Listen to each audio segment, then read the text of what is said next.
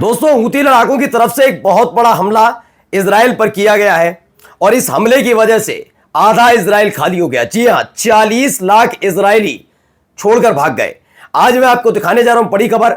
इस एक खबर ने पूरे इजराइल में हड़कंप मचा दिया है। कौन सा वो इलाका है जहां पर यह हमला हुआ और 40 लाख इजरायली कहां छोड़कर भागे हैं, वो तस्वीर दिखाऊंगा जोरदार हमले और धमाके कहां हुए हैं। इसी के साथ साथ ईरान की तरफ से भी एक बड़ा ऐलान, सिर्फ 48 घंटे हैं, 48 आवर्स, किसके पास? इजराइल के पास। उस पर बहुत बड़ा हमला होने जा रहा है और न्यूक्लियर वॉर की धमकी डोनाल्ड ट्रंप ने क्यों दी, वो भी दिखाऊंगा। नमस्कार, मैं हूं प्रज्वल गौतम और आप देख रहे हैं टाइम्स एक्सप्रेस। ये पहले एक खबर निकल कर आई, यमन की मिसाइल ने तेल अवीव में जबरदस्त तरीके से हमला किया है। ये एक तस्वीर के साथ साथ कुछ जो पॉइंट आउट की हुई तस्वीरें हैं जिसमें देख सकते हैं अलग अलग जगह, यहां पर पूरा इलाका, इसमें यरूशलेम का भी थोड़ा इलाका आ रहा है। तो तेल अवीव में इस जगह ये अचानक से सायरन बजने लगते हैं। दरअसल हूती लड़ाकों का एक और बात है कि उनके लिए दक्षिणी इजराइल को निशाना बनाना सबसे आसान है। वो दक्षिणी इजराइल पर ताबड़तोड़ हमले पहले भी करते रहे और अब भी कर रहे हैं। खास तौर पर उनकी नज़र में बर्शिवा और पोर्ट, एलियट पोर्ट जो है वो बहुत पड़ता है। खबर तो ये भी है कि जो हूती लड़ाकों ने एलियट पोर्ट को पूरी तरह से बर्बाद कर दिया, भूतिया बन चुका है वो, वहाँ कुछ नज़र अब आता नहीं है उस लेवल पर। अब देखिए, एक और बड़ा हमला किया गया इजराइल की तरफ से, यमन की तरफ से इजराइल पर, और ये जो हमला हुआ है इसने हाहाकार पूरे इजराइल में मचा दिया, क्योंकि इस बात की उम्मीद अब नजर नहीं आ रही थी। जब से फिलिस्तीन को मान्यता देने की बात चल रही है तब से ये लग रहा था, लेकिन जैसे जैसे वक्त बीतता जा रहा है वैसे वैसे हूती लड़ाके अपने हमले के तादाद को बड़े स्तर पर ले जा रहे हैं। यानी जो चीज़ें केवल दक्षिणी इजराइल तक रहती थी, बर्शिवा तक रहती थी या पोर्ट तक रहती थी, वो यरूशलेम और लगातार तेल अवीव तक पहुंच रही है। चलिए, इसको लेकर एक बड़ा दावा किया गया। देखिए, प्रेस टीवी खबर है, यह हमला हुआ उसके बाद 4 लाख ऐसे इजरायली हैं जो भाग गए। जब से यमन ने प्रोजेक्टाइल टीयर्स किए, यानी प्रोजेक्टाइल दागे हैं, उसके बाद से लगातार इजरायली मिसाइल सिस्टम पूरी तरह से ध्वस्त हुए। अब तक 40 लाख, 4 मिलियन इजरायली भाग खड़े हुए हैं। यह अपने आप में बहुत बड़ा दावा है। अब आप समझिए, पूरा का पूरा 40 लाख लोगों का अचानक गायब हो जाना, यह अपने आप में बताता है कि शहर के शहर खाली हो जाएंगे अगर इस तरह से देखा जाए। अब आप देखिए, ISRE की तरफ से भी दावा है, ये यमन की आर्म फोर्सेज है, उसने बहुत बड़ा हमला किया। ये मिलिट्री ऑपरेशन था जिसमें खास तौर पर बेन गुरियन एयरपोर्ट को निशाना बनाया गया हाइपरसोनिक बैलिस्टिक मिसाइल से। इसके अलावा आप देख ही रहे, ये बेन गुरियन एयरपोर्ट और एलिट पोर्ट, ये 2 हैं जगह जहां लगातार यमन की तरफ से हमले हो रहे हैं। और कैसे वक्त में हो रहे हैं?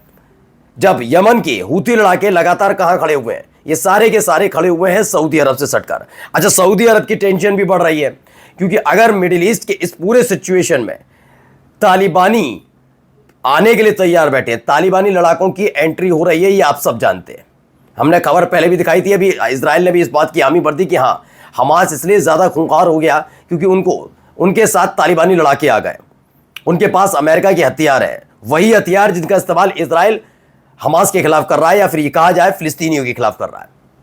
वही हथियार हमास के पास पहुंच गए तालिबान के जरिए। तो ये तमाम चीज़ें हमास से रोज़ाना चोट खा रहा है, रोजाना इजराइल के सैनिक मारे जा रहे हैं। इधर हूती लड़ाकों ने यहां हमला किया, 40 लाख इजरायली छोड़कर भाग जाए। यह अपने आप में इतना बड़ा आंकड़ा है, इसको भरपाई करना बड़ा मुश्किल हो जाएगा किसी के लिए भी, खासतौर पर इजराइल के लिए। तो यह समझाना बड़ा मुश्किल हो जाएगा कि इन लोगों को लेकर जाया कहा जाए, क्योंकि इससे पहले साइप्रस भागे थे, वहां फजीयत कराई, साइप्रस ने इन्हें खदेड़ दिया अपने यहां से। उन्होंने कहा जो तुम फिलिस्तीनियों के साथ कर चुके हो वही हमारे देश में आकर करोगे और हमारे देश की जमीन पर कब्जा करोगे। खैर, एक तो ये खबर निकली।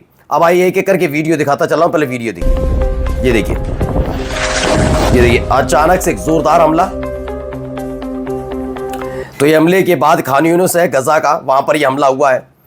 और जैसे ही हमला हुआ उसके फौरन बाद देखिए, मौके पर फायर ब्रिगेड पहुंचती है, आग पर काबू पाने की कोशिश की मसला है। ये देखिए, लोग वहां से गुजरते हुए पूरी मस्जिद जो है उसे बर्बाद कर दिया गया। ये अल अलमनी मस्जिद है जिस पर यह टारगेट किया गया था। ये खान यूनुस में बनी अल अलबनी मस्जिद है जिसे बुरी तरीके से चोट पहुंचाई गई। इजराइल ने इस पर स्ट्राइक किया है ऐसे वक्त में जब इससे पहले अभी यहीं पर गजा के अंदर जो कैथोलिक चर्च था, कैथोलिक चर्च पर भी ऐसे ही हमला हुआ था और तब कहा था गलती से हो गया। यानी अब सोचिए, ये लोग किसी के धर्म के साथ, उनके पवित्र स्थान के साथ भी खिलवाड़ करने से बाज नहीं आते हैं। अब भी आप सोचिए। चलिए, अगली खबर देखिए, ये एक और वहीं की वीडियो है।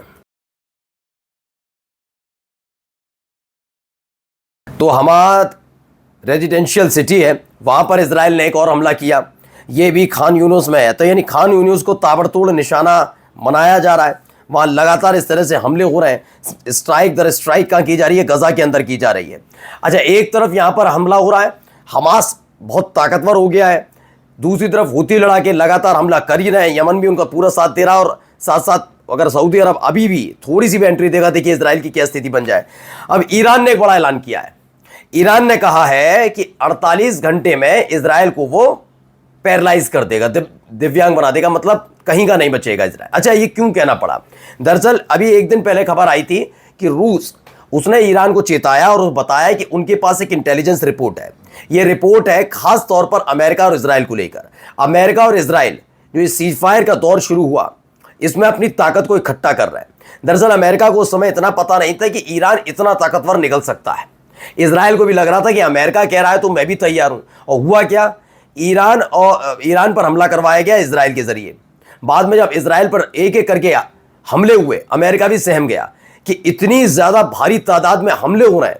उसको लगा जो मिडिल ईस्ट के अंदर उनके वो बने हुए हैं मिलिट्री बेस, उनके पास जो हथियार है उनसे ईरान को जवाब दे देंगे। लेकिन ये संभव नहीं हो पाया, क्योंकि इजराइल पर जो ईरान ने मिसाइलें दागी, उनका काट मिलिट्री बेस में, अमेरिकी मिलिट्री बेस में रखे हुए हथियार नहीं थे।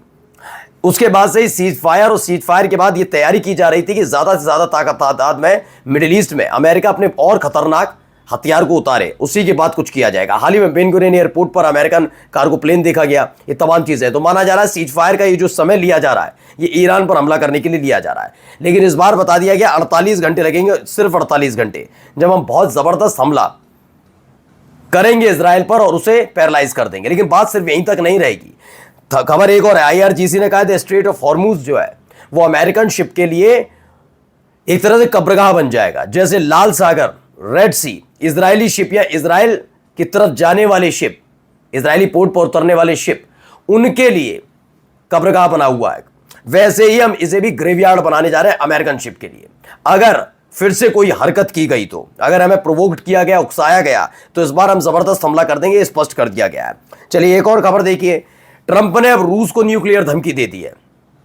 पिछले कुछ दिनों से देखने को मिल रहा है कि मिडिल ईस्ट के अंदर जहां अमेरिका का अपना एक दबदबा हुआ करता था, वहां चाइना या रूस पैर जमाने लगे हैं।